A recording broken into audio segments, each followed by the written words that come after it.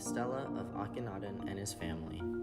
The stela depicts Akhenaten, his queen Nefertiti, and their children. It's made of limestone.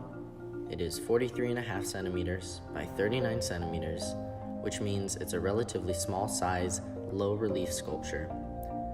This was meant to be worshipped in houses as an altar to Akhenaten. It was meant to embrace the new monotheistic religion he was propagating, moving from worshipping Amun to only worshipping the sun god Aten. This was discovered by Ludwig Borchardt in Tel El Amarna in 1912.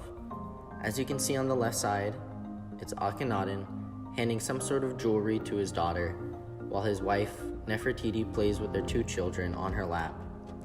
The two children on her lap are Mekhetaten and Ankhsepaten. In the sky is the disk of Aten, which ends in hands holding the symbol of life, which is depicting life-bringing. In the background is inscribed the names of the people depicted, as well as the doctrinal name of Akhten is still used here in its first form. The stela is bordered on three sides by hieroglyphs marked with blue paint that has partially survived the years. The bottom has two holds, which leads art historians to claim it was fitted with wings on each side. In 2009, Der Spiegel claimed that this, as well as the bust of Nefertiti, that they were a forgery, on the basis specifically to this one, that the word Ma'at was spelled incorrectly multiple times, which was the word for truth or justice. Also, the depiction of Akhenaten as left-handed is contrary to the Egyptian iconography where he is right-handed. As well as German Egyptologist Rolf Krauss expressed his tremendous suspicion. According to him, Ludwig Borchardt was eaten away by ambition and under enormous pressure to perform. He exchanged to the Egyptians Nefertiti, a colorful folding altar which he himself faked. What infuriated him in particular, Borchardt had indicated on the pay lists that the bust was made of gypsum, but in truth it has a limestone core with a stucco coating, writes Matthias Schulz in Crime About the Queen in Der Spiegel 2009.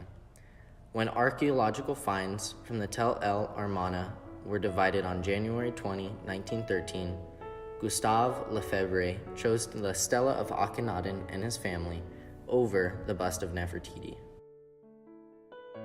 Copper, also known as Sheikh el-Bala, was the inspiration of the sculpture. He was the chief lector, or the Egyptian scribe and priest, meaning he was responsible for reciting prayers for the deceased in a temple and funerary chapels. He is also believed to have lived between late 4th dynasty and 5th dynasty.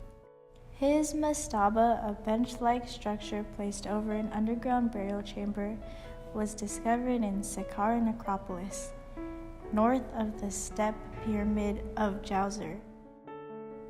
It was founded by Auguste Mariette, a French scholar, archaeologist, and Egyptologist, and founder of the Egyptian Department of Antiques in 1860. Kapur is a wooden sculpture. Wood was scarce during this era, so only royal statues were carved on wood. The discoloration of wood in his face and body is the result of restoration. Founded with the sculpture of Kapur was also a wooden statue of a woman, believed to be his wife. The statue of Kapur is almost 4 feet tall. It's a freestanding sculpture, sculpted with his left foot in front, as if he was walking, right arm stiff on his side, and a staff, a sign of nobility, in his left hand. The arms were made separately, attached to the body afterwards.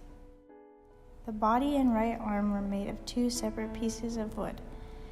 However, the left arm alone was made of 2 pieces due to the bending of the arm. These pieces were glued together by tenons.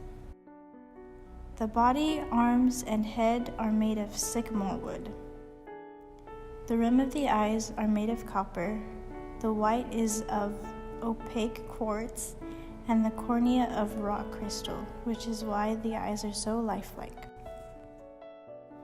This statue now resides in the Cairo Egyptian Museum.